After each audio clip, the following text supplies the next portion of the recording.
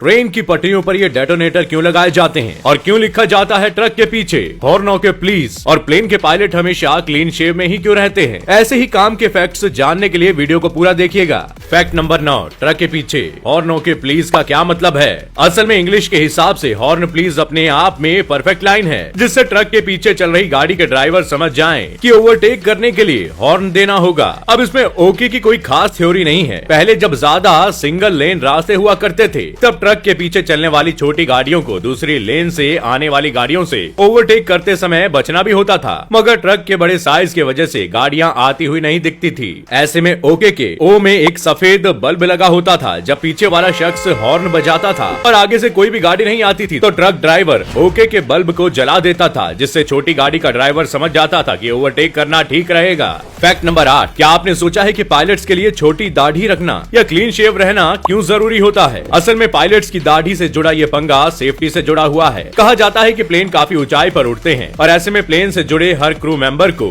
हर situation के लिए तैयार होने की जरूरत होती है, मगर इनमें से सबसे बुरी सिचुएशन तब आती है जब ऊंचाई पर पहुंचकर प्लेन के अंदर ऑक्सीजन की कमी हो जाती है, क्योंकि प्लेन के अंदर हवा के दबाव को आम लोगों के हिसाब से सेट किया जाता है, जो बाहर के दबाव से ज्यादा होता है। मगर ज्यादा ऊंचाई पर जाने के बाद ऐसा हो सकता है कि केबिन के अंदर की हवा का दबाव कम होने लगे, और हवा का दबाव कम होने पर पैसेंजर्स के साथ फ्लाइट के पूरे क्रू को ऑक्सीजन मास्क पहनना पड़ता है, और यही कंडीशंस पायलट्स पर भी अप्लाई होती है। ऐसे में अगर पायलट की दाढ़ी बढ़ी हुई रहेगी तो उन्हें मास्क लगाने में परेशानी होगी, और मास्क सही तरीके से चेहरे पर फिट नहीं बैठेगा, तो इससे पायलट की जान भी जा सकती है, जो पूरे प्लेन के लिए खतरनाक है। फैक्ट नंबर 7, क्या आपको पता है कि सर्दियों में ट्रेन की पटरियों पर डेटोनेटर क्यों लगाया जाता है? दरअसल डेटोनेटर एक तरह के विस्फोटक होते हैं, और इन्हें ट्रेन के लिए इस्तेमाल होने वाली माइंस भी कहा जाता है। ये छोटे से एक बटन की तरह होते हैं, और जैसे ही उस पर से ट्रेन गुजरती है तो ये जोर से आवाज करते हैं। असल में रेलवे यात्रियों की सुरक्षा के लिए इसका इस्तेमाल करता है, ताकि ट्रेन के किसी भी एक्सीडेंट से बचा जा सके या फिर कोहरे में ट्रेन को सही ढंग से चलाया जा सके। फैक्ट नंबर 6, क्या आपके दिमाग में कभी ख्याल आया है कि कंप्यूटर के माउस को आखिर माउस ही क्यों कहा जाता है? कुछ और क्यों नहीं। असल में माउस का इन्वेंशन डगलस कार्ल एंजलबर्ट ने 1960 के दशक में किया था। जब माउस को बनाया गया तो उस समय इसका नाम पॉइंटर डिवाइस रखा गया था।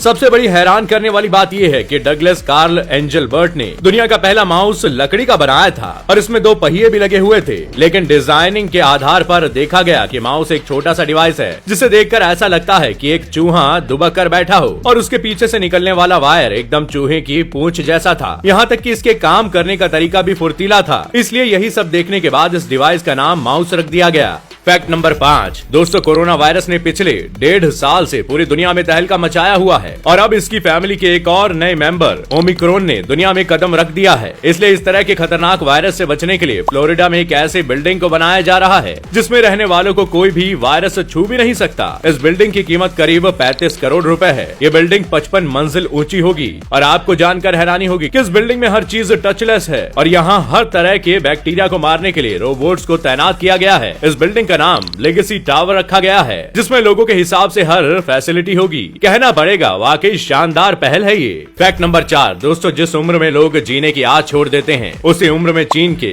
जिनमिन यांग इतने फिट हैं कि इनको देखकर हर किसी को लगता है कि इनकी उम्र 30 साल से ज्यादा नहीं है, लेकिन इनके बारे में जानकर हैरानी होती है, क्योंकि इनकी उम्र 72 साल है। असल में जिनमिन यांग पहले एक बॉडी बिल्डर थे, और इन्होंने 30 सालों तक लगातार हर दिन वर्कआउट किया है। बॉडी बिल्डिंग के दौरान वे अपनी सेहत का बहुत ही ज्यादा ख्याल रखते आए हैं, और यही बात इन्हें दुनिया में सबसे अलग और लोगों के लिए इंस्पिरेशन बनाती है। फैक्ट नंबर 3, जापान में ओटसुची टाउन में एक टेलीफोन बूथ ऐसा है जो वहाँ के लोगों के लिए उनकी जिंदगी का अहम हिस्सा है। असल में साल 2011 में भूकंप और सुनामी की वजह से यहाँ रहने वाले लोगों ने अपनी फैमिली के लोगों को खो दिया था, इसलिए यहाँ टेलीफोन ऑफ द विंड नाम का एक फोन बूथ है। इसकी खास बात यह है कि इसका कनेक्शन कहीं भी नहीं है, बल्कि इसे इसलिए यहाँ पर लगाया गया है ताकि यहाँ के लोग उस भूकंप में खोए हुए लोगों को याद कर सके। यही वजह है कि आज भी यहाँ लोग कॉल करने के लिए आते हैं। फैक्ट नंबर 2, दुनिया में एक ऐसा देश भी है जहाँ की महिलाओं का बॉडी मॉडिफिकेशन कर दिया जाता है। असल में दक्षिण इथियोपिया में औरतों को बदसूरत दिखाने के लिए उनके होठ में एक गोल लकड़ी और मिट्टी से बनी डिस्क पहना देते हैं, क्योंकि यहाँ के लोगों का मानना है कि ऐसा करने से महिलाएं कम खूबसूरत दिखेंगी और इससे उन्हें कोई बुरी नजर नहीं लगेगी।